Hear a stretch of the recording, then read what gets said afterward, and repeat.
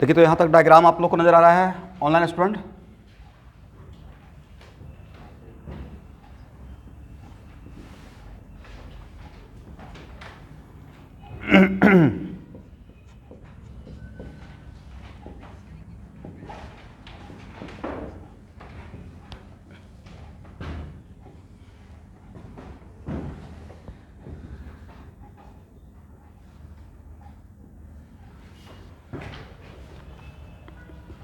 जो भी क्लास जो अभी तक मैंने नहीं पढ़ाया है आपको, स्पेशली आपको, वो टॉपिक तो बिल्कुल कर लीजिएगा।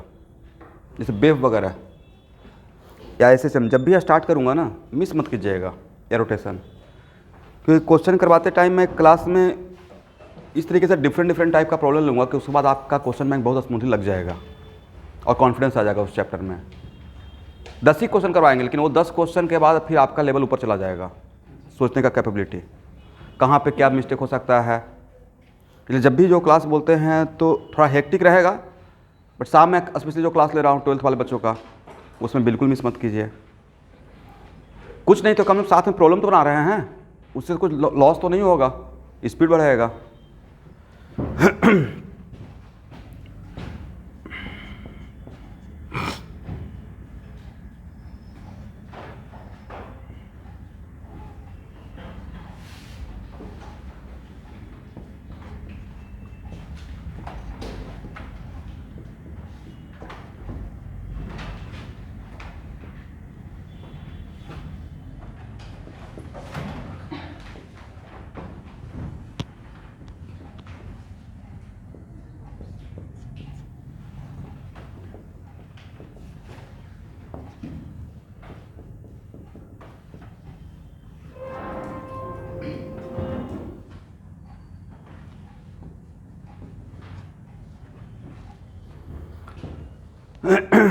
E इक्वल टू 0 मतलब क्या, जस्ट ड्रॉप कर रहे हैं, रिलीज कर रहे हैं। तो यहाँ देखिए, इट इज़, यहाँ 1 मिनट रुकिएगा। It is very important to note that कि मान लेते हैं किसी पार्टिकल को और मुझे motion under gravity in 1 dimension, मतलब सिर्फ vertical motion, not in 2 dimension, किसी टावर से किसी बॉल को प्रोजेक्ट करना है, करेक्ट? तो उसमें कितना सिचुएशन बन सकता था? 3 से ज़्यादा तो बनेगा नहीं भाई। अब ये मत बोलिए सर इसको ऐसे फेंक देंगे तो वो 2 डायमेंशनल मोशन हो जाएगा। 1 डायमेंशन में या तो बॉल को ऊपर फेंकिएगा, तो बॉल को नीचे फेंकिएगा, नहीं तो बॉल को ड्रॉप कर देंगे। इस 3 से ज़्यादा 4th डिफरेंट टाइप का तो कोई क्वेश्चन ऑफ ग्राफ नहीं आएगा आपको, सारा सिस्टम इसमें आ जाएगा। तो इन तीनों डायग्राम के लिए कॉमन क्वेश्चन है और इन तीनों फिगर के लिए 1 बाई 1 सॉल्व करना है। लिखिए और साथ में सॉल्व करेंगे।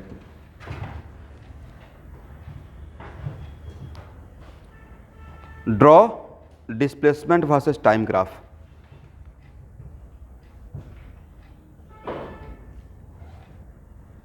Second, distance versus time graph.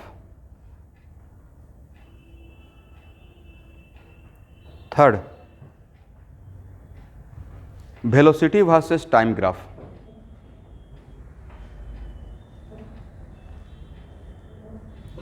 Fourth, speed versus time graph.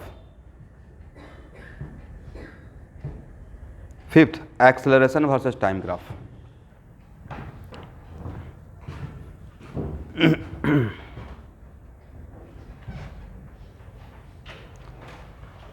तो 15 क्वेश्चन हो गया नहीं, एक क्वेश्चन के लिए 5 हुआ तो 15 क्वेश्चन हो गया ना। अब 1 बाई 1 देखा जाए। फर्स्ट फिगर से लेते हैं।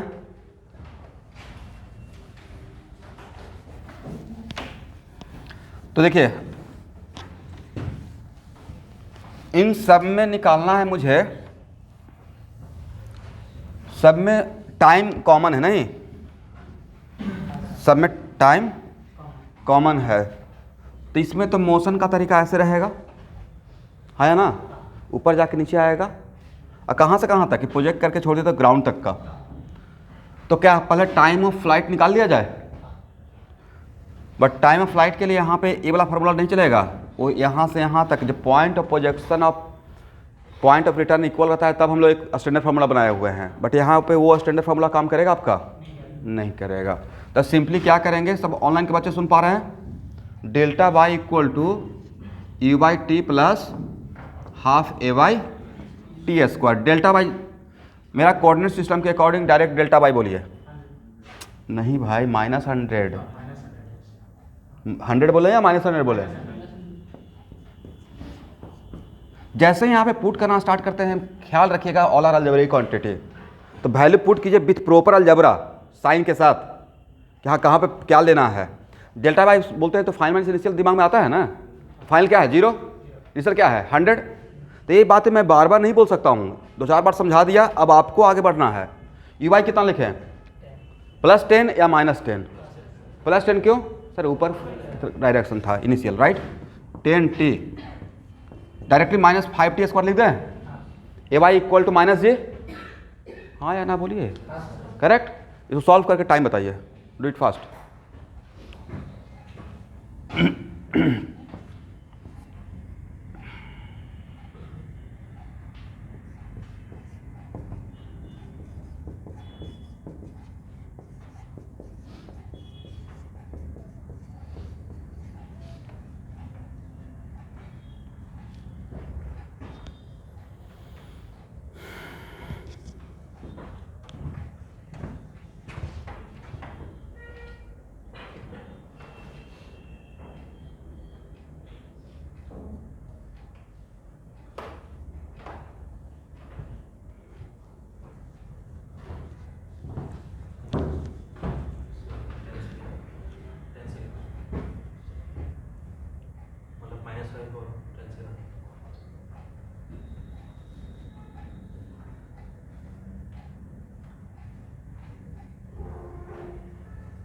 टेन सेकेंड आएगा क्या, मुझे नहीं लग रहा कि 10 सेकेंड आना चाहिए।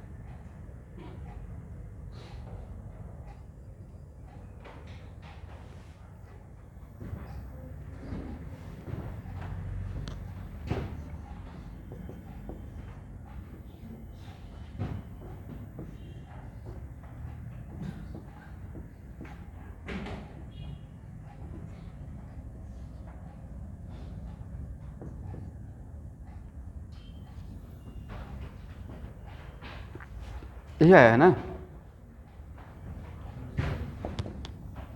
माइनस वाला रिजेक्ट कर देंगे क्योंकि ये वाला वैल्यू 2 से बहुत बड़ा है, तो 2 अब प्लस √84/2, करेक्ट। कितना हो जाएगा, क्या 2√21 लिख दें, 21 × 4 84, तो यहाँ पे कितना हो जाएगा 1 + √21। देखिए तो सही है स्टूडेंट, 10 सेकंड कहाँ से आ गया था? क्या मैंने सही कैलकुलेशन किया? तो चलिए ये कहाँ से कहाँ तक का टाइम ऑफ फ्लाइट हो गया, यहाँ से यहाँ तक का टाइम निकल गया। अब चलिए स्टूडेंट यहाँ देखिए, आप इस बात का ख्याल रखिए कि आपको किसका वर्सेस किसका निकालने के लिए बोला गया है ग्राफ। बाई वर्सेस टी नहीं बोला गया है। क्वेश्चन समझें, बाई वर्सेस टी था या डिस्प्लेसमेंट वर्सेस टी था? बाई वर्सेस टी या डेल्टा वाई वर्सेस टी का ग्राफ पूछा गया है। डेल्टा वाई, समटाइम्स बाई बोलता हूं तो बाई सोचिएगा, और डेल्टा डिस्प्लेसमेंट मतलब डेल्टा वाई, राइट। तो इसमें डेल्टा वाई इक्वल टू क्या था, यही था ना फाइनल एक्सप्रेशन। यहां देखिएगा, delta y equal to 10t -5t square, तो डेल्टा वाई इक्वल टू भाई कितना हो जाएगा -5t square plus 10t, correct.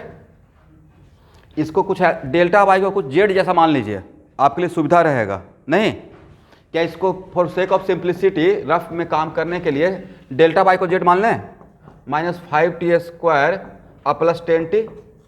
ये बताएं कि टी स्क्वायर का कोफिशिएंट निगेटिव है, तो एक बात तो पता चल गया कि कॉन्केविटी डाउनवर्ड रहेगा, करेक्ट। और डिस्प्लेसमेंट वर्सेस टाइम का ग्राफ ऑलवेज ओरिजिन से शुरू होता है। ये बात देखिए आगे चलकर मिल जाएगा, जब हम लोग ये निकालेंगे ना कि where it cut vertical axis, तो ओरिजिन ही मिलेगा। बोलिए हाँ या ना, ये तो पढ़ा चुके हैं, तो इसका आइडिया तो लग गया आपको। अब next, where it cut vertical, इसके लिए आपको वर्टेक्स तो निकालना पड़ेगा, वर्टेक्स निकालने का तरीका क्या है भाई, इसको डिफ्रेंशिएट करें, कितना मिलेगा -10t अब +10 इक्वल टू 0 कीजिए तो t इक्वल कितना सेकेंड 1 सेकेंड। इस 1 सेकेंड को यहाँ पुट कर देंगे तो z मिल जाएगा, क्योंकि वर्टेक्स के लिए दोनों कोऑर्डिनेट चाहिए ना, हॉरिजॉन्टल और वर्टिकल। इसको 1 यहाँ पुट कीजिए, कितना मिलता है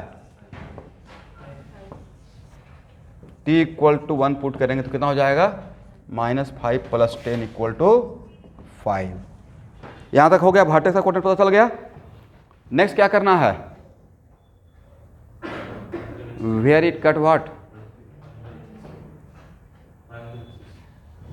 वर्टिकल एक्सिस। तो वर्टिकल एक्सिस कहाँ पे कट करेगा, उसके लिए क्या करते हैं, t का वैल्यू 0 करते हैं।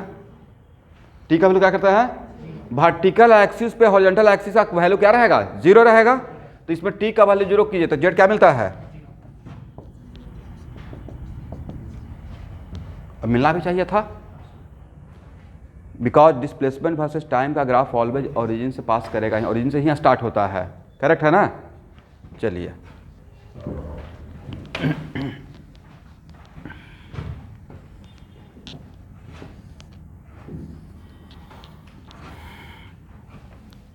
अब देखिए, आप जेड का बात कर रहे हैं, मतलब जेड ही तो डेल्टा बाई माने हैं, हाँ या ना।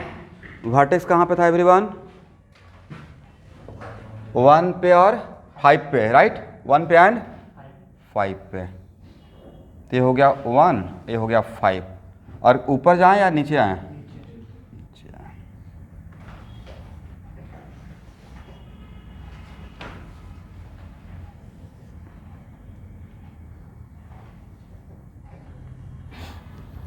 चलिए यहाँ तक देखिए, सही है या गलत है,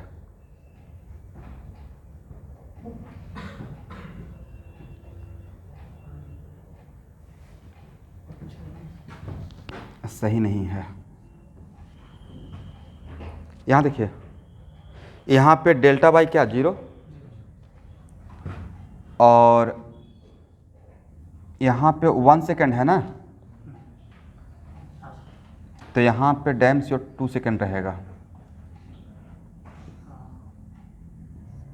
यहाँ पे क्या रहेगा, और नहीं तो चेक करके देख लीजिए, जेड का वैल्यू 0 कीजिएगा, यहाँ देखिए जेड का वैल्यू 0 करेंगे ना तो आपको टी का 2 वैल्यू मिलेगा, डिस्प्लेसमेंट 0 कीजिएगा तो टी का कितना वैल्यू मिलेगा, तो डायग्राम में है, यहाँ पे इनिशियल टाइम में डिस्प्लेसमेंट क्या रहता 0, अब वापस जब आ गया यहाँ पे, यहाँ से गुजरा तब भी तो कोऑर्डिनेट सेम हो गया, तो पॉइंट ऑफ प्रोजेक्शन और उसी पॉइंट ऑफ रिटर्न पे डेल्टा बाई का वैल्यू क्या रहता है 0 रहता है, तो t इक्वल टू 0 पे डेल्टा बाई 0, और t इक्वल टू यहाँ पे, और यहाँ पे क्या रहेगा टाइम ऑफ एसेंट और टाइम ऑफ डिसेंट यहाँ सेम रहता है, तो यहाँ पे क्या था, यहाँ पे था 1 सेकेंड, और किसी को ट्रस्ट नहीं है तो आप एक काम कीजिए, जहाँ से रिटर्न होगा, रिटर्न होने से पहले वेलोसिटी बिकम 0, तो वी बाई निकाल के देख लीजिएगा, तो एक्चुअल में यहाँ पे 1 सेकेंड है तो यहाँ पे क्या रहेगा 2 सेकेंड, और नहीं तो उतना अगर नहीं आपको भरोसा है तो जेड का वैल्यू 0 कर दीजिए, -5t² + 10t, और जेड का वैल्यू 0 करने के बाद डेल्टा बाई 0 कर रहे हैं, तो यहाँ से टी का वैल्यू कितना मिला, क्वाड्रेटिक है ना, 0 एंड 2 सेकेंड, 0 एंड, तो एक बार तो Z delta by T equal 0 पर 0 था, और फिर दोबारा कब हुआ 2 सेकेंड, बट क्या आपको 2 सेकेंड तक ही ग्राफ ड्रॉ करना है, इससे नीचे भी तो आया है, तो आपको तो ग्राफ ड्रॉ करना है कहाँ तक, ये वैल्यू मोटा मोटी कितना है, ये वैल्यू ऑलमोस्ट 5 से ज़्यादा है, मोर देन 5 है, राइट, तो आप तो 2 सेकेंड तक का ही ग्राफ ड्रॉ किए हैं, बट नहीं लगता है कि सर यहाँ से जैसे ही गुजरेगा,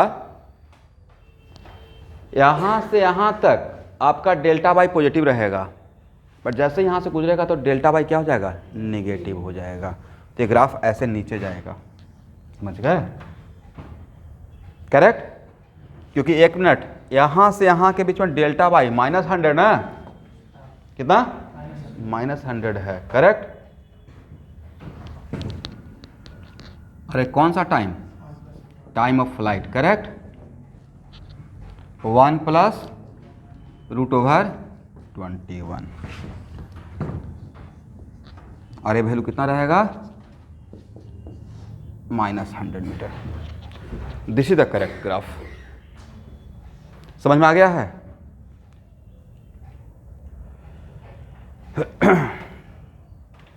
आप लोग इस ग्राफ को समझ पाए या नहीं समझ पाए?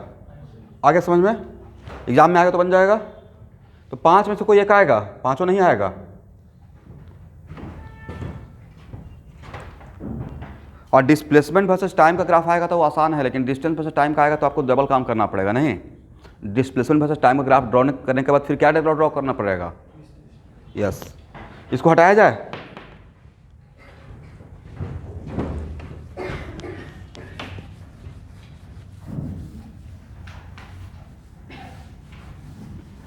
डिस्टेंस वर्सेस टाइम का ग्राफ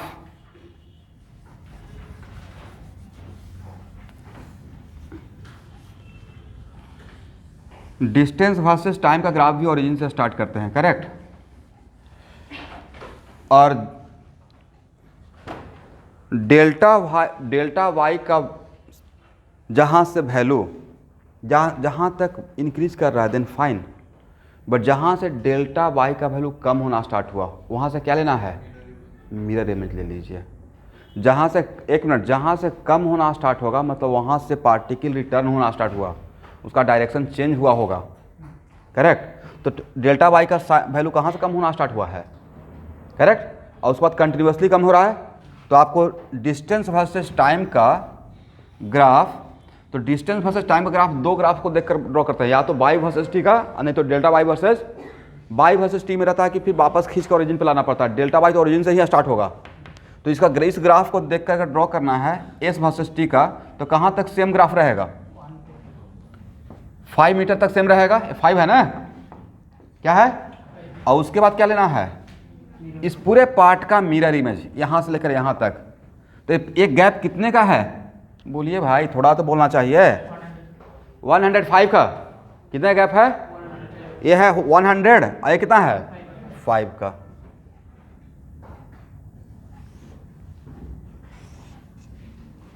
तो यहाँ तो 5 मीटर हो गया, तो यहाँ पे कितना लिखे हैं? सही है, 110, क्योंकि यहाँ से मेजर कर रहा है ना डिस्टेंस। तो ये हो गया कंप्लीट ग्राफ। यहाँ पे t इक्वल टू कितना सेकेंड? 1 सेकेंड। और जहाँ पे ख़त्म करें ग्राफ वहाँ पे कितना रहेगा? 1 प्लस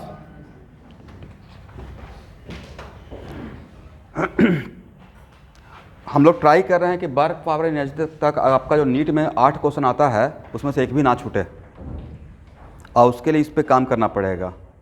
तो मेरे माइंड में बैक ऑफ द माइंड यही चल रहा है कि rest and motion, Newton's law of motion, friction, circular motion, work power energy, इसको बहुत बढ़िया से कवर कर दिया जाए। 8 क्वेश्चन तो पक्का रहेगा आउट ऑफ 45। वैसे ही हीट एंड थर्मोडायनामिक्स अगर बढ़िया से पढ़ा दे तो वहाँ से क्वेश्चन बन जाएगा।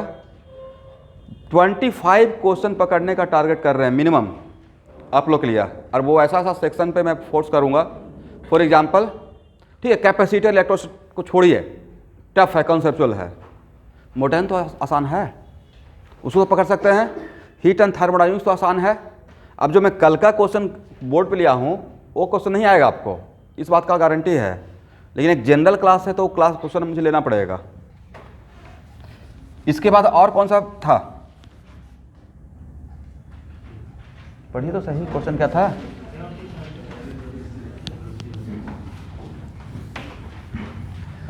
तो किसी का भी ग्राफ कब ड्रॉ करेंगे? मान लेते कोई ग्राफ ड्रॉ करना है, बिना इक्वेशन का ग्राफ ड्रॉ होगा? Then find out the equation.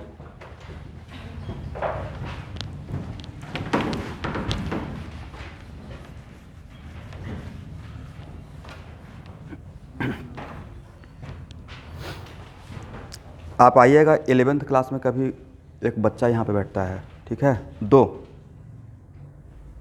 Don Bosco का है भाई, उसका पेन देखिएगा ना, मतलब लगता है कि क्या कर देगा क्वेश्चन मिलते हैं, तो ऐसे से करते रहता है। उसका 256 जेईई मेन में, जबकि कैटलिस्ट के टेस्ट में अगर कोई जेईई मेन में 256 मार्क्स लाता है, 100 लाने में हालत ख़राब होता है। 256 का अगर कोई मार्क्स ला रहा है तो उसको कितना घर पे हार्ड वर्क कर रहा है। तो एकदम पागल जब ऐसा बना हुआ है, वो क्वेश्चन बैंक बनाकर बहुत बढ़िया रैंक देगा, टचवुड अगर सब कुछ अच्छा रहा तो। मतलब क्वेश्चन बैंक बनाकर बोलते रहता है सर आप मुझे कहीं से क्वेश्चन दीजिए। ये होता है भूख क्वेश्चन बनाने का, ये होता है पागलपन। हम क्वेश्चन मिला नहीं कि बना के दिखा दें, नाम नहीं अभी डिस्क्लोज करूँगा, क्योंकि मैं उसको लाइमलाइट पे नहीं ना, उसका मार्क्स ही ऑटोमेटिक रिफ्लेक्ट कर देता है। तो सबको तो वही चीज़ पढ़ाया जा रहा है। आप कितना फास्ट उस चीज़ क्वेश्चन पे अब बिल्कुल आराम से बनाते रहेगा कैजुअल अप्रोच में, तब तो नहीं होगा।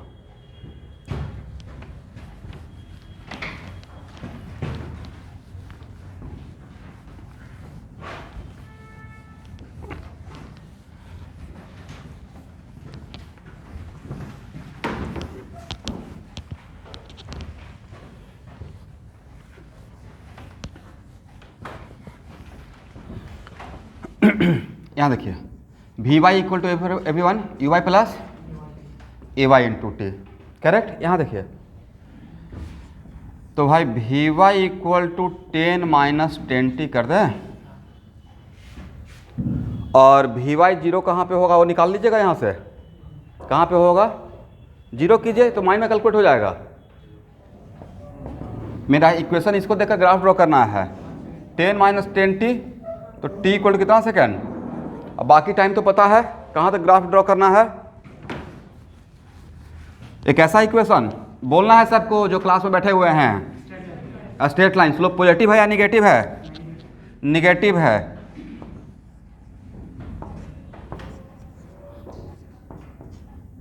यहां से स्टार्ट किया जाए, t इक्वल टू 0 पे क्या रहेगा 10 मीटर पर सेकेंड, या इस पॉइंट से ऊपर जाए या नीचे आए, यहां पे क्या रहेगा t इक्वल टू 1 सेकेंड। कहां तक जाना है भाई 1 प्लस,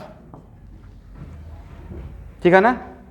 अब फाइनल टाइम पे वेलोसिटी वी बाई क्या रहेगा, चूंकि यहाँ पे मुझे लिखना है इसके करस्पॉन्डिंग वैल्यू, तो वी बाई इसमें t equal to 1 plus root over 21 put कर सकते हैं। कितना हो जाएगा 10 माइनस बोलिए 1 प्लस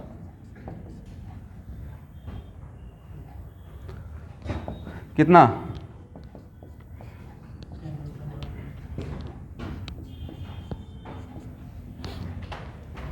ठीक है ना। चलिए student, V Y versus T का अगर ग्राफ ड्रॉ कर लिए तो क्या स्पीड वर्सेस टी का निकल जाएगा। कहाँ से मेरे में लेंगे, ड्रॉ कीजिए।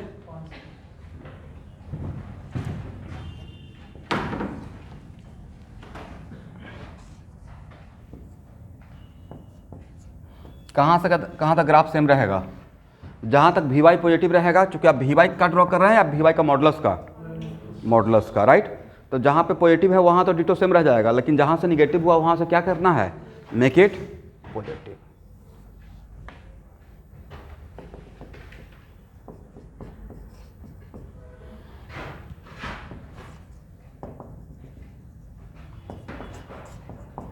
देख तो सही है। तो वेरी फ्रेंकली बहुत टफ ग्राफ था, तो ये एज यूजुअल है, इससे बड़ा बड़ा ग्राफ हम लोग ड्रॉ करते हैं राइट। अब लास्ट ग्राफ क्या है, ये दुनिया का सबसे आसान क्वेश्चन है, ड्रॉ कीजिए।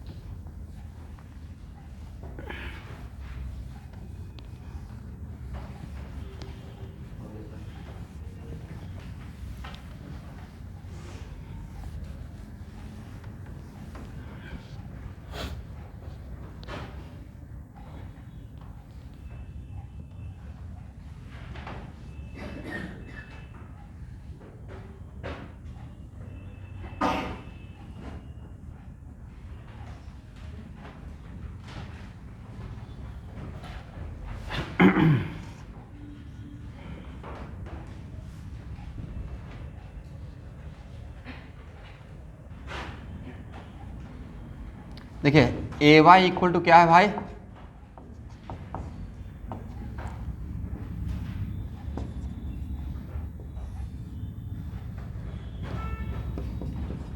सही है, यही रहेगा ना।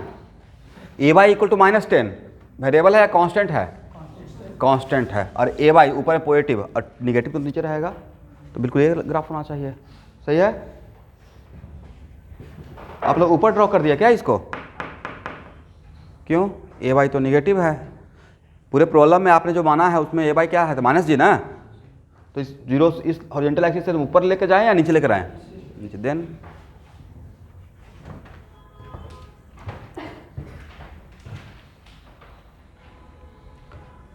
तो चलिए फिगर फर्स्ट का तो मैंने ड्रॉ कर दिया, फिगर सेकंड का ट्राई कीजिएगा, ट्राई कीजिए सब लोग ऑनेस्टली, और सब लोग इंडिविजुअल ट्राई कीजिएगा।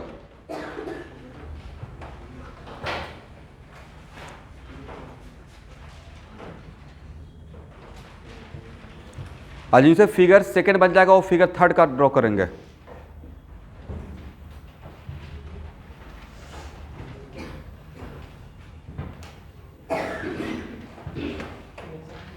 फिगर सेकंड यहाँ पे अच्छे से ड्रॉ कर लीजिए, तब बनेगा क्वेश्चन।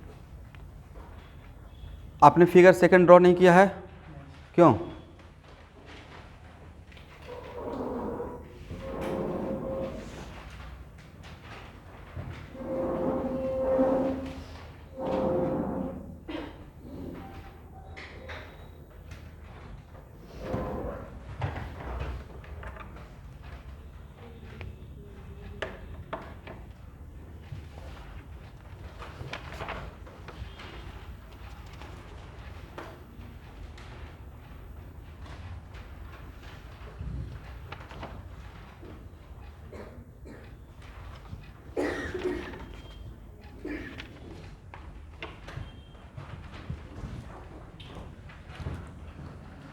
सबका कॉपी चेक करूंगा, सब लोग ड्रॉ कीजिए, ऑनलाइन के बच्चे भी ड्रॉ कीजिए।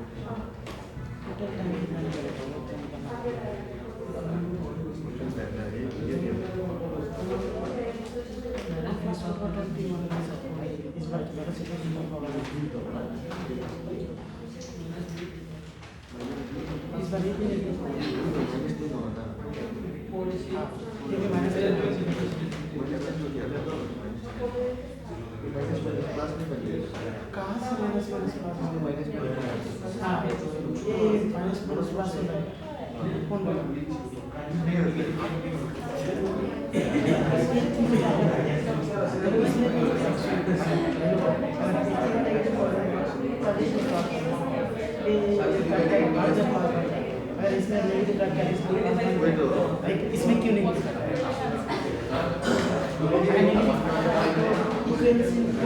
दो साइड से भी आता है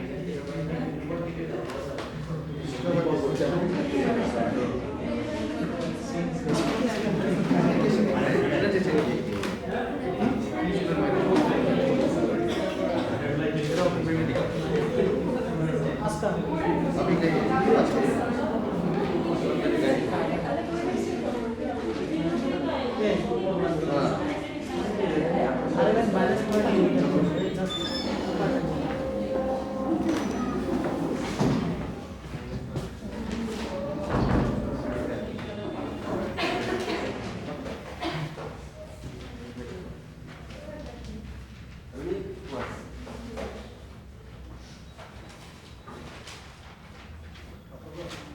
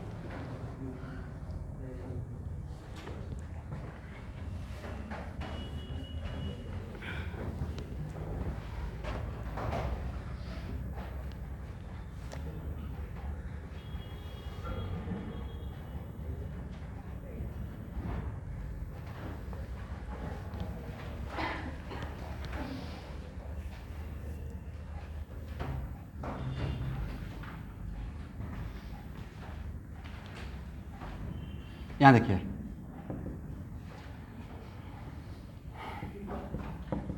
सबके माइंड में फिगर सेकंड होगा ही।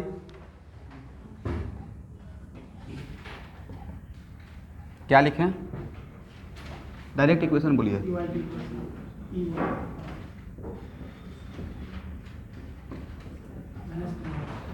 सही है, करेक्ट। क्या बोले?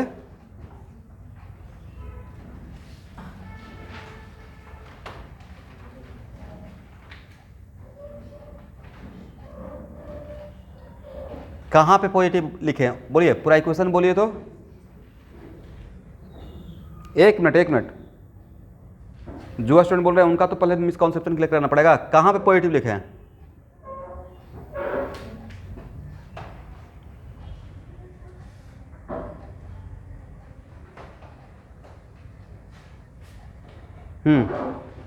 एक मिनट,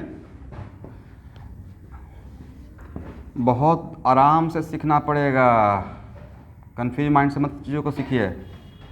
बॉल यहाँ देखिएगा सब लोग, बॉल को नीचे फेंके हैं, एक्सिस को उल्टा थोड़े किए हैं भाई, एक्सिस को उल्टा किए हैं। एक्सिस मैंने उल्टा क्या जस्ट अपोजिट ले लिया या जैसे था वैसे ही लिया? तो पार्टिकल ऊपर जाए या नीचे आए, ए वाई पे कोई फर्क पड़ेगा? पार्टिकल को ऊपर जाने से क्या अर्थ ऊपर चला गया? जी ऊपर लगाएगा। अब पार्टिकल के नीचे आने से क्या अर्थ नीचे आ गया? मैंने कभी ये बोला कि पार्टिकल नीचे आएगा या ऊपर जाएगा तो ए वाई को चेंज कर दीजिएगा एक्सेलरेशन ड्यू टू ग्रेविटी? मैं बोला था कि ए वाई का value depends on coordinate system, तो मैं पार्टिकल को नीचे फेंका हूँ, कोऑर्डिनेट सिस्टम अपना चेंज नहीं किया था। तो इस केस में क्या ए वाई पॉजिटिव लिया जाए? साहिल ऐसा नहीं, किसका एक कॉन्फ्यूजन था? क्या नेगेटिव होगा ना? बोलिए भाई, नहीं तो बार बार आप मिस्टेक कीजिएगा, अब बार बार ये बात पूछिएगा। इसलिए मैंने कभी नहीं बोला कि नीचे आएगा तो ए वाई पॉजिटिव लेना है। मैंने बोला था कि ए वाई का साइन प्लस जी होगा या माइनस जी होगा, इट डिपेंड्स ऑन नॉट ऊपर जाना नीचे आना, it depends on your chosen coordinate system, correct. उसके पीछे का वजह था कि जब ए लिखेंगे तो हम लोग इसका मैग्नीट्यूड लिखते हैं और यूनिट वेक्टर देते हैं, करेक्ट। बट यूनिट वेक्टर तो आप अपने कोऑर्डिनेट सिस्टम के अकॉर्डिंग देते हैं ना। तो आपने पॉजिटिव वाई ऊपर माना है तो ऊपर भी जाते रहेगा तब भी आपको ए इक्वल लिखिएगा जी माइनस जे, और नीचे आते रहेगा तब भी लिखिएगा जी माइनस जे। एग्री? देखा दोनों केस में ए वाई दोनों क्या, अगर पॉजिटिव वाई ऊपर है तो मोशन अंडर ग्रेविटी में ए वाई ऑलवेज माइनस जी ही रहेगा, correct.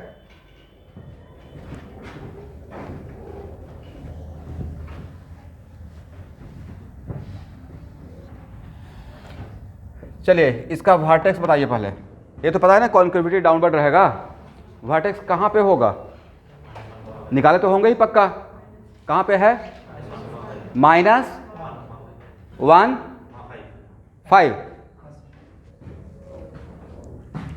And where it cut vertical axis?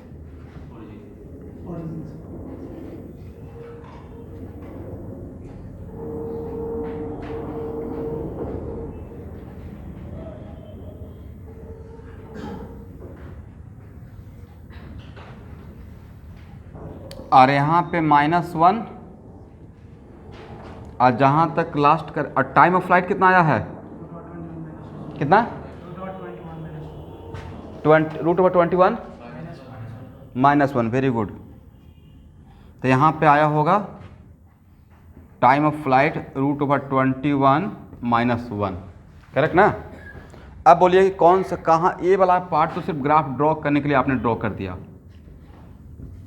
But delta Y का ग्राफ ऑलवेज ओरिजिन से ही मानते हैं। और ए सेक्शन को ऐसे भी आपको रिजेक्ट करना चाहिए था क्योंकि टाइम निगेटिव नहीं होता है। तो आपका डेल्टा वाई वर्सेस टी का ग्राफ सिर्फ ये वाला पार्ट रहा, यहाँ से यहाँ, हाँ या ना। और यहाँ पे कितना, 100 या -100? -100, करेक्ट हो गया। तो एक तो डेल्टा वाई वर्सेस टी, ये तो बहुत आसान क्वेश्चन था भाई, एक बार समझाने के बाद तो ड्रॉ हो जाना चाहिए था। अब एस वर्सेस टी, तो डिस्टेंस वर्सेस टी में तो तीन बाकी क्वाड्रेंट दिखाने का रिक्वायरमेंट है ही नहीं। डिस्टेंस वर्सेस टी का ग्राफ ऑलवेज फर्स्ट क्वाड्रेंट में ही होता है, बजाय डिस्टेंस भी पॉजिटिव और टाइम भी पॉजिटिव, करेक्ट। तो डिस्टेंस वर्सेस टाइम का ग्राफ के लिए कहाँ से डेल्टा वाई वर्सेस टी का मिरर ले लिया जाए? जहाँ से डिक्रीज कर रहा है तो इसका क्या ले लेंगे? Mirror image.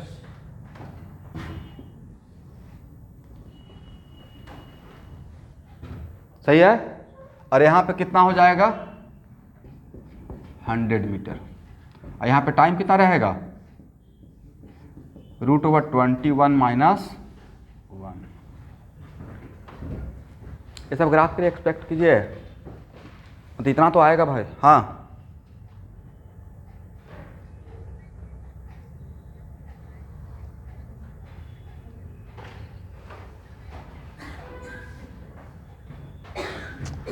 भाई, ये तो एक्चुअल में ये जो इक्वेशन क्वाड्रेटिक एक्सप्रेशन मिला था, ये तो इसको जब सॉल्व किए तो इसका तो पैराबोला का तो 2 विंग होगा ना, करेक्ट?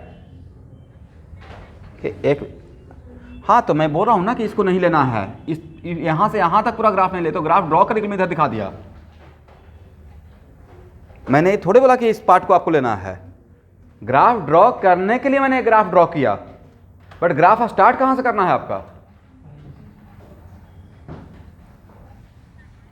तो हो गया।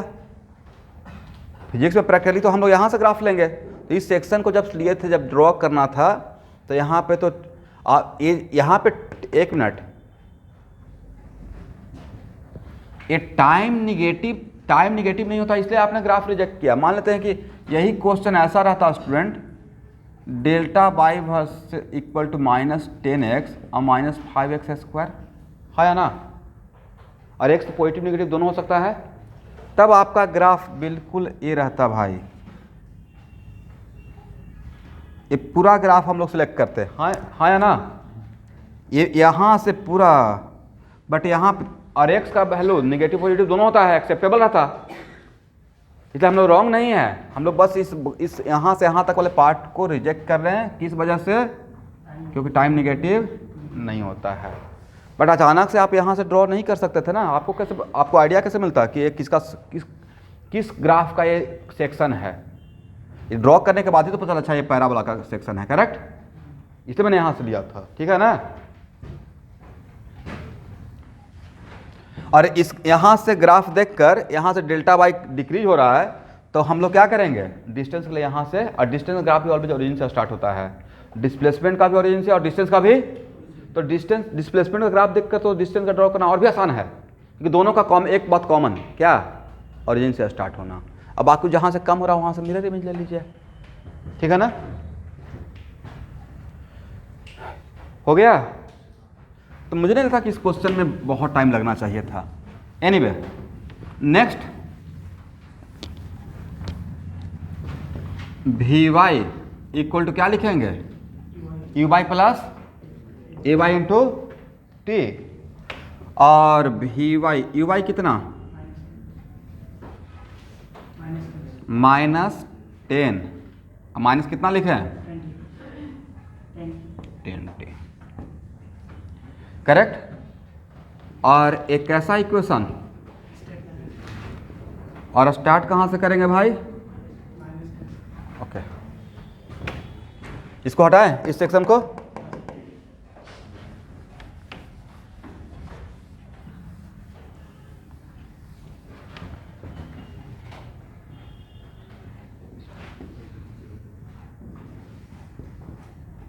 यहां से ऊपर जाए या नीचे आए?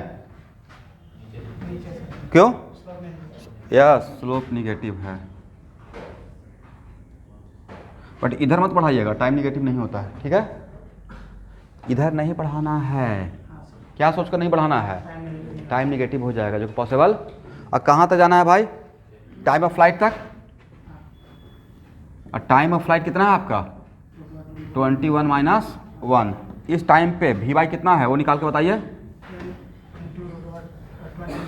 माइनस रहा होगा, -10। चलिए, तो आपका ग्राफ सिर्फ ये रहा, यहाँ से यहाँ तक, ठीक है? अब स्पीड वर्सेस टाइम का ग्राफ के लिए, यस, यहाँ पे मिरर इमेज ले लीजिए, राइट? तो यहाँ पे मिरर ले लीजिए तो -10 का मिरर कितना बनेगा? +10। -10 का ये पॉइंट कहाँ से शुरू होगा? प्लस 10 है ना, और इसका मिरर क्या रहेगा, प्लस 10√20। कौन, एक मिनट रुकिए।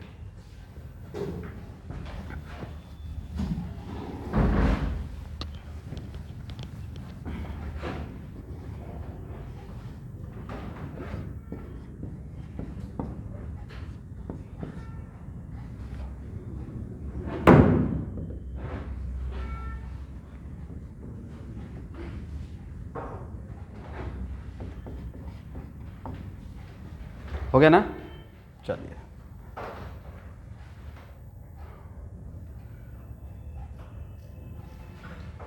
और कौन सा ग्राफ था जो कि सबसे आसान है, फर्स्ट सेकंड और थर्ड तीनों फिगर के लिए ए वाई वर्सेस टी का डिफरेंट ग्राफ रहेगा या सेम रहेगा। तो मन लगा के थर्ड फिगर का ड्रॉ कीजिए, और इसमें मिस्टेक मत कीजिएगा, और अपने तरफ से कोऑर्डिनेट सिस्टम को उल्टा मत कीजिएगा, जो क्वेश्चन का डिमांड है वही कीजिए।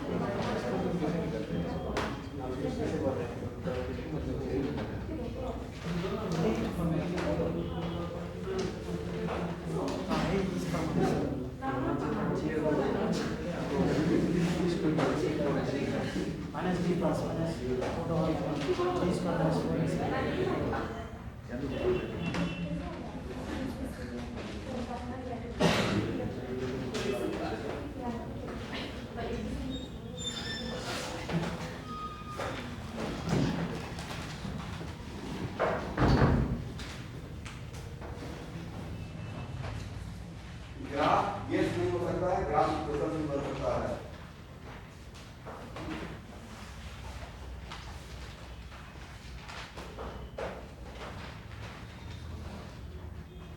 ये जो क्वेश्चन है ना, मतलब पता है आप दीवार का सिस्टम ड्रॉप कर रहे हैं, ये नाम है 50 के नाम से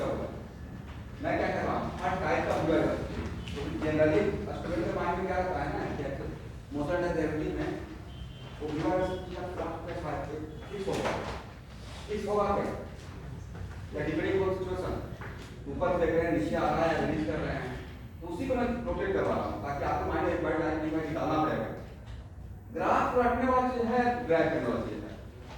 ग्राफ कैसे ड्राइव करेगा जब आपको इक्वेशन पता होगा जैसे आपने एक एग्जाम्स का क्वेश्चन पूछे थे तो मैंने गेस किया है पहले इक्वेशन कर दिया सिंपल सा बात है भाई बिना इक्वेशन ग्राफ कैसे कोई ड्रॉ करेगा। हां कई टाइप का ट्रिक है तो लाभ होता है डेटा वाइज से केस होता है बट बाकी तो डेटा वाइज इक्वेशन डेवलप करना पड़ेगा और आपको कितना बहुत कॉम्प्लिकेटेड आता है सिंपल सिंपल काम होता है स्ट्रेट लाइन का पैराबोला सर्किल बस बहुत एक्सपोनेंशियल बहुत कम हाइपरबोला 10 ग्राफ अगर आप लोग मेंटल वाले अच्छे जान जाए और मैक्सिमा मिनिमा और मोनोटोनिसिटी बस काफी है इतना ही आते रहता है इसका आता ही नहीं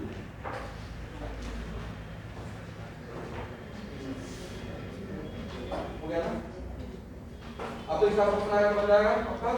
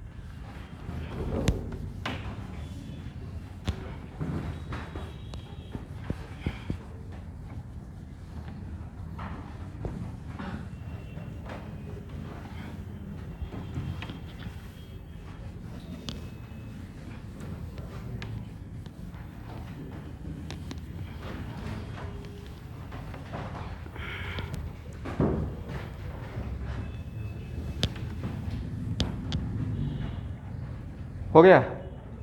देखिए इस a graph delta Y versus T का क्या ऐसा आया है ये आया है ना तो डेल्टा वाई वर्सेस टी का ग्राफ फिगर सेकेंड का और थर्ड का सेम आया होगा बस डिफरेंस है टाइम ऑफ फ्लाइट का। इसमें टाइम कितना आया है 2√5 बाकी यहाँ पे -100 ही आया होगा करेक्ट है यहाँ तक ही ग्राफ जाएगा सही है ना। इसका ऐसा वर्टेक्स कहाँ पे आया था मतलब ग्राफ ऐसा रहा होगा नहीं बट इस वाला सेक्शन को माइनस कर दीजिए और एस वर्सेस टी का ऐसा आया होगा करेक्ट यहाँ पे कितना +100 मीटर और वी वाई वर्सेस टी का देखिए भाई ये जो वी वाई वर्सेस टी है ना इसका वो 2017 या 18 में या तो मेडिकल नहीं तो जेई मेन में ही जहाँ तक मुझे याद है इससे आसान मैं अभी क्लास में आपको क्वेश्चन दिखा दूंगा 4 मार्क्स में जेई मेन का क्वेश्चन है वी वाई वर्सेस टी का। एक ग्राफ तो ओरिजिन से स्टार्ट हुआ होगा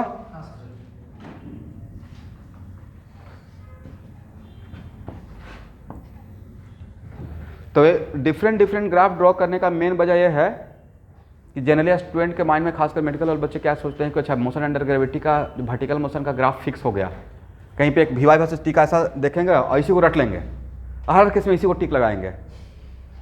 तो भाई ग्राफ रटने वाला है या इक्वेशन पहले डिराइव करना होता है। मैं क्या बताना चाह रहा हूँ कि किसी भी चीज़ का ग्राफ पूछा जाएगा तो ग्राफ गेस नहीं करना है उस ग्राफ को ड्रॉ करने से पहले उसका इक्वेशन बनाना है जो इक्वेशन बताएगा ग्राफ वही मेरा ग्राफ होगा करेक्ट। स्पीड वर्सेस टाइम का क्या हो जाएगा ये हो जाएगा ठीक है और यहाँ पे वैल्यू कितना रहेगा -20√5 तो यहाँ पे कितना हो जाएगा +20√5 और एक ग्राफ तो सब में कॉमन ही रहेगा कौन सा ए वाई वर्सेस टी का -10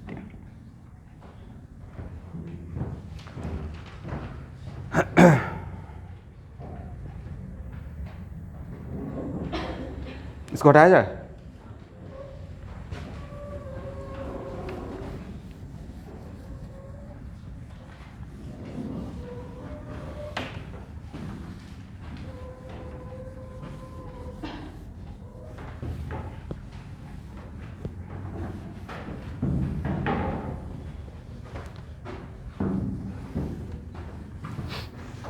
अब हेडिंग बना दीजिए, मोशन, ऐसे लिखिएगा, to dimensional motion, to dimensional motion under gravity. मतलब फोर्स के नाम पे सिर्फ क्या लगेगा, mg, to dimensional motion under gravity.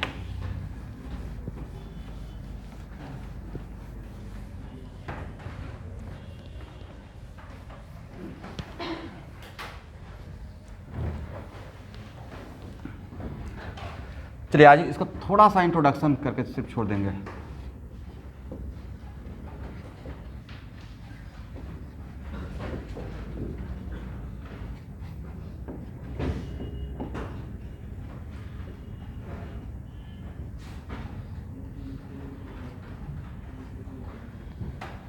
देखिए स्टूडेंट, मैं 12th क्लास के बच्चों का रिवीजन का प्लान रिवीजन करवा रहा हूँ।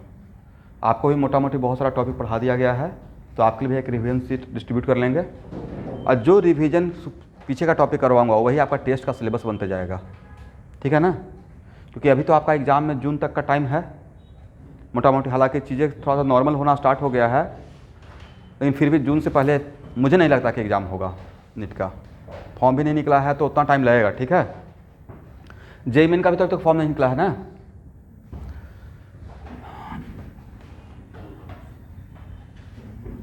चलिए यहाँ देखिए, सबसे पहले तो ये डिफाइन करने का रिक्वायरमेंट है कि टू डायमेंशनल मोशन का डिफिनेशन क्या होता है। टू डायमेंशनल मोशन कौन क्या होगा, किसी लाइन पे होगा या किसी प्लेन में होगा। प्लेन में होगा। कौन सा प्लेन में होगा कार्टेशियन सिस्टम में? आप मेरी मर्जी है ना, एक्स वाई प्लेन हो सकता है, बाई जेड प्लेन हो सकता है, जेड एक्स प्लेन हो सकता है, राइट। लेकिन टू डायमेंशनल मोशन का डिफिनेशन क्या था? Out of 3 coordinate 2 coordinates are changing with time, 2 coordinates changing with, तो जैसे ही 2 कोऑर्डिनेट चेंज होता है तो 3 डायमेंशनल नहीं हो सकता, किसी प्लेनार मोशन रहेगा। क्या रहेगा? प्लेनार मोशन, किसी प्लेन में होगा। फॉर एग्जाम्पल मेरा एक प्लेन है, IC का हेडिंग क्या बनाया रहता है, बड़ा इंटरेस्टिंग हेडिंग रहता है, प्रोजेक्टाइल फ्रॉम टावर। क्या क्या हेडिंग मिलेगा देखिए, प्रोजेक्टाइल फ्रॉम टावर, फिर रहेगा projectile from moving frame, correct. फिर जो जनरल प्रोजेक्टाइल आप जानते हैं, एक जो प्रोजेक्टाइल तो जानते हो ना, प्रोजेक्टाइल बोलने जैसे प्रोजेक्टाइल मोशन बोलते हैं तो आपके माइंड में एक जनरल प्रोजेक्टाइल आता है जिसका फॉर्मूला आप जानते हैं, राइट। बट प्रोजेक्टाइल मोशन क्या कोई डिफरेंट टाइप ऑफ मोशन है या सिंपल यही मोशन टू डायमेंशनल मोशन है? ओनली टू डायमेंशनल मोशन है, कुछ भी इसके अलावा नहीं है। तो मान लेते हैं कि अब यहाँ देखिए, बातों को समझिए, यहाँ देखना है सबको स्टूडेंट, ए बाई नॉट दिया हुआ है, ये दिया हुआ है, और मान लेते हैं कि यहाँ से यहाँ तक कोई टावर ही रहा होगा। मान लीजिए एक कोई टावर है, करेक्ट। अब सबसे बढ़िया बात है कि यहाँ से आपको बोला गया है कि आपको इसको बॉल को फेंकना है। कितना तरीका हो सकता है फेंकने का? तरीका तो इनफाइनाइट हो सकता है, एंगल चेंज करते रहेंगे तो, राइट। लेकिन ये जो इसका कैटेगरी 3 बनाएंगे, किसके रेस्पेक्ट में? एक लाइन मैंने ड्रॉ कर दिया, मैं बोला कि इस लाइन के रेस्पेक्ट में बताइए, तो सर इस लाइन से ऊपर ऐसे फेंक सकते हैं, हाँ या ना? इस लाइन के पैरेलल ऐसे फेंक सकते हैं।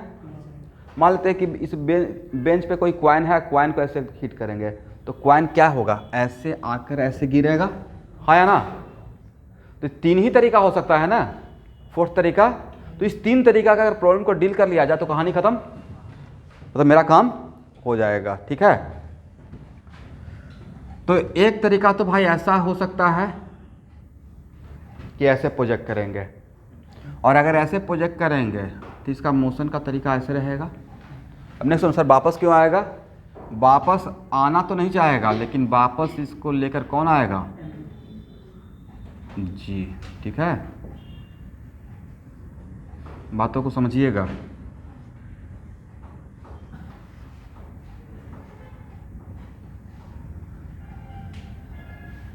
करेक्ट, डायग्राम बनाइए।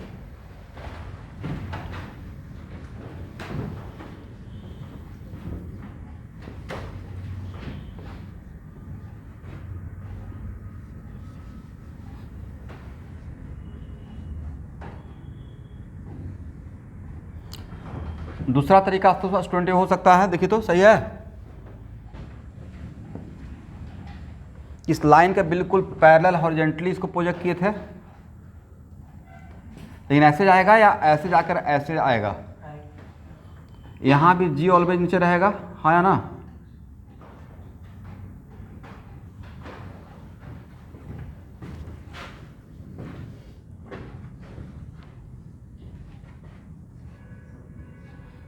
और तीसरा तरीका क्या हो सकता है,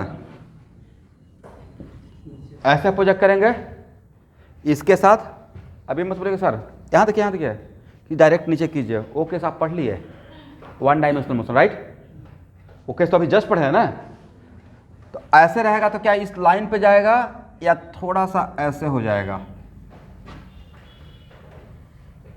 इस लाइन पे जाएगा या इस लाइन यहाँ से ऐसे कर्व बनाएगा, कर्व बनाएगा। कर्व किसकी वजह से बनेगा, उसको कोई खींच रहा है, कौन खींच रहा है, अर्थ का फोर्स, राइट, mg, तो एक्सेलरेशन क्या रहेगा, g रहेगा। तो पहला बात है कि तीनों का डायग्राम आपने देख लिया, करेक्ट।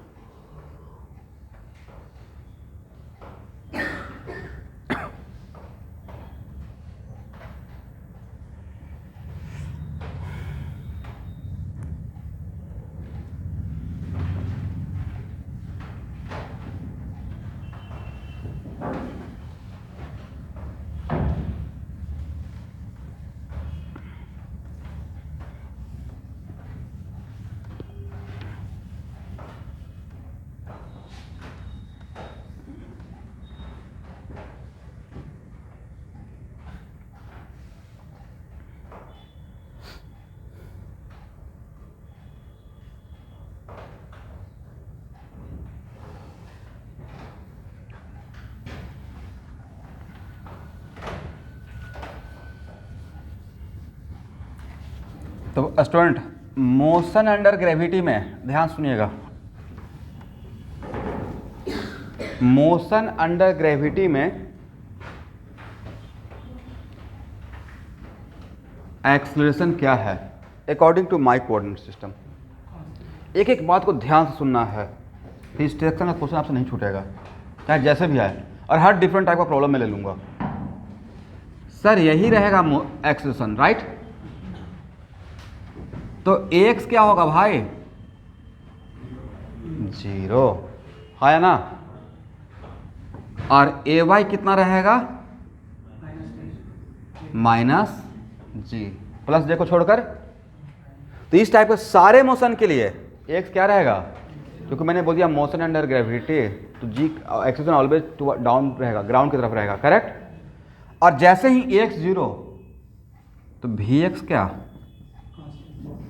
बोल सकते हैं, इसका मतलब है कि इसका x motion uniform x motion रहेगा, पूरा मोशन को ओवरऑल मोशन यूनिफॉर्म नहीं रहेगा भाई, क्योंकि एक्सेलरेशन है, तो उस मोशन का एक कंपोनेंट यूनिफॉर्म मोशन रहेगा। एक्स मोशन क्या रहेगा, यूनिफॉर्म, वाई मोशन क्या रहेगा, बोलिए नॉन यूनिफॉर्म। यूनिफॉर्म मोशन और नॉन यूनिफॉर्म मोशन में क्या डिफरेंस है, वैसा मोशन जो एक्सेलरेटेड है, राइट, जिसका वेलोसिटी जिस टाइम साथ चेंज हो रहा है उसको नॉन यूनिफॉर्म, क्योंकि एक्सेलरेशन है, बट जिसका वी एक्स, जिसका कंपोनेंट कांस्टेंट है, उसको क्या बोलेंगे, यूनिफॉर्म। इस 2 डायमेंशनल मोशन में कौन सा मोशन यूनिफॉर्म मोशन रहेगा, कौन सा मोशन नॉन यूनिफॉर्म मोशन कहलाएगा, एक्स मोशन क्या कहलाएगा, यूनिफॉर्म, और वाई मोशन क्या कहलाएगा, नॉन। इतना बात समझ में आ गया, ओके। वी एक्स कॉन्स्टेंट का मतलब क्या मानते हैं, वी एक्स कॉन्स्टेंट का मतलब ये हुआ कि यहाँ पे जो यू एक्स है, यहाँ पे जो वी एक्स है, राइट, और एट एनी पॉइंट जो वी एक्स डैश है वो डिफरेंट रहेगा या ईच एंड एवरी पॉइंट पे वी एक्स सेम रहेगा। कांस्टेंट क्वांटिटी का मतलब क्या होता है, ईच एंड एवरी टाइम पे उस वैल्यू सेम। तो इनिशियल जो एक्स कंपोनेंट रहेगा, फाइनल स्ट्राइक करने के टाइम पे जो एक्स कंपोनेंट रहेगा, और इस पाथ में कहीं भी एक्स कंपोनेंट डिफरेंट रहेगा, सेम रहेगा, ये बात याद रहेगा, पक्का, ओके, सही है।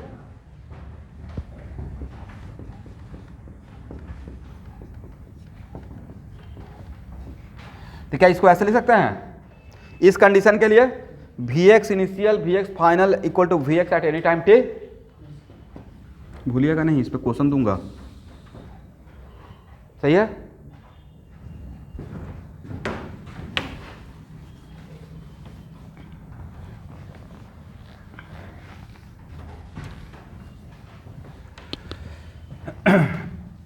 अब यहां देखें,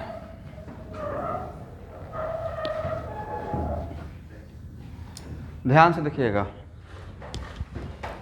एक्सेशन कांस्टेंट है और 2 डायमेंशनल मोशन है, आपके पास 6 इक्वेशन ही है।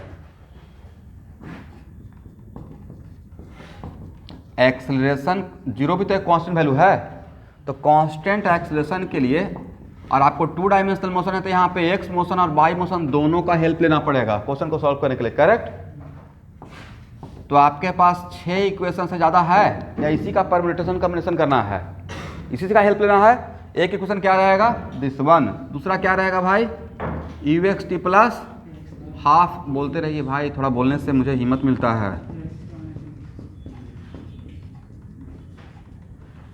तीन इक्वेशन यहाँ से, करेक्ट। लिखिए भी, बोलिए और लिखिए भी।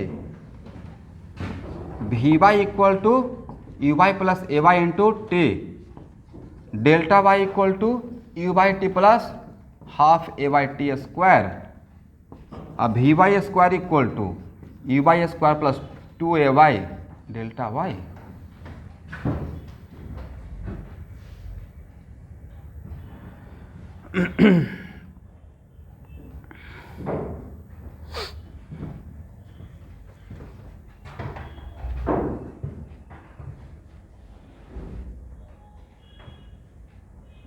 यहाँ तक हो गया? मतलब इसी तीन की क्वेश्चन से काम चलाना है ना, मोटा मोटी। चलिए,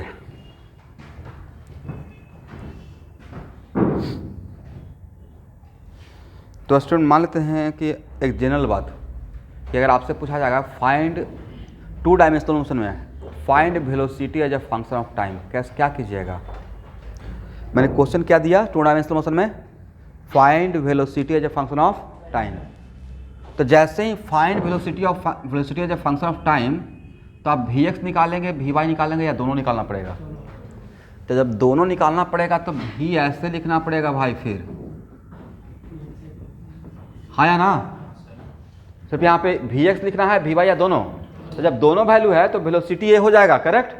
नेट वेलोसिटी क्या हो जाएगा? V x i plus v y j. तो वी एक्स अलग निकालेंगे और वी वाई अलग निकालेंगे, और फिर ऐसे निकालेंगे। इसको फिर पढ़ेंगे velocity as a function of time, correct है ना। 1 डायमेंशनल मोशन था, एक्स मोशन, तो सिर्फ वी एक्स निकालने से काम चल गया। बाई मोशन सिर्फ वी वाई, बट जहाँ पे दोनों मोशन है, एक्स भी और वाई भी है, तो वी एक्स भी निकालेंगे और वी वाई भी निकालेंगे। अब बाद में ऐसे लिखेंगे, ये जो लिखिएगा वही क्या कहलाएगा? Velocity as a function of time. ये बात यहाँ तक समझ में आ गया है? तो यहाँ से ही नेक्स्ट क्लास, कल का अगर क्लास होता है तो मैं यहाँ से ही 2 डायमेंशनल, और ये आप प्रोजेक्टाइल जो जानते हैं ना, उससे ज़्यादा जनरलाइज प्रोजेक्टाइल पढ़ने वाले हैं। जो प्रोजेक्टाइल एक्चुअली जो जानते हैं वो तो ईजीएस्ट फॉर्म है, ये उससे बढ़िया फॉर्म है, ठीक है। यहाँ समझ गए, काम हो जाएगा। 15 मिनट का बढ़िया से ब्रेक लीजिए, और 45 क्वेश्चन है और 1.5 आवर है, और कोई भी बिल्कुल छोड़ कर नहीं जाना टेस्ट। एक भी स्टूडेंट अगर छोड़ कर चलेगा टेस्ट, कल से क्लास में एंट्री नहीं दूंगा, फिर ऑनलाइन करते रहिएगा लास्ट टाइम तक। मजाक नहीं कर रहा हूँ। क्वेश्चन बहुत आसान है, और उस क्वेश्चन में 45 में से कम से कम 20 में एक्सपेक्ट करूँगा। मैक्सिमम एफर्ट लगाइएगा, ठीक है।